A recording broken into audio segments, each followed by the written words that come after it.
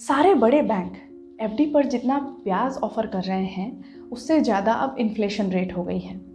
अगर आप fix deposit या रेकरिंग डिपॉजिट में इन्वेस्ट करने का प्लान कर रहे हैं तो आपको इस रेट को गंभीरता से सोचना चाहिए। मैं ऐसा इसलिए कह रही हूँ क्योंकि इन्फ्लेशन रेट बढ़ती जा रही है, महंगाई दर बढ़ती जा रही है और अगर हम एफडी पे मिलने वाले रियल रिटर्न को कैलकुलेट करेंगे अब तो ये ज़ीरो या माइनस में चला जाएगा। रियल रेट ऑफ रिटर्न मतलब क्या हुआ?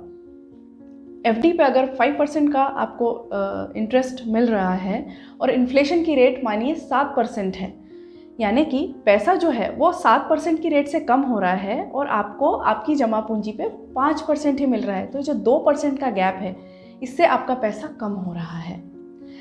एसबीआई और कई बड़े बैंक्स जो रेट ऑफर कर रहे हैं उनको देखिए और फिर इन्फ्लेशन को देखिए, आपको ये चीज़ खुद समझ में आएगी कि पैसा कितनी तेज़ी से कम हो रहा है।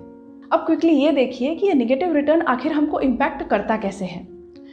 कई सीनियर सिटीजन्स ऐसा करते हैं, मान लीजिए कि एफडी में 60 लाख रुपए रखे हुए हैं किसी के और उससे जो मंथली उनको 5.5% के हिसाब से पैसा आता है वो 28,000 रुपये आता है। 28,000 रुपये में उनका महीने का खर्चा पूरा चल जाता है।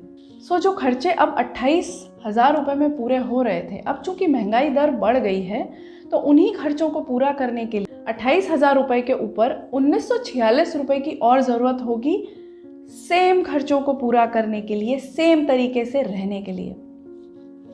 कहानी का सारांश ये है कि हम जो भी निवेश करते हैं वो इन्फ्लेशन की दर से ज़्यादा रिटर्न देना चाहिए। इसलिए हमेशा इन्फ्लेशन से आगे रहिए और इक्विटी या इक्विटी म्यूचुअल फंड को अपने पोर्टफोलियो में ज़रूर शामिल कीजिए। Thanks for watching and for any personal wealth consultation plan you can call Investor Cafe anytime. You can find contact details in description box.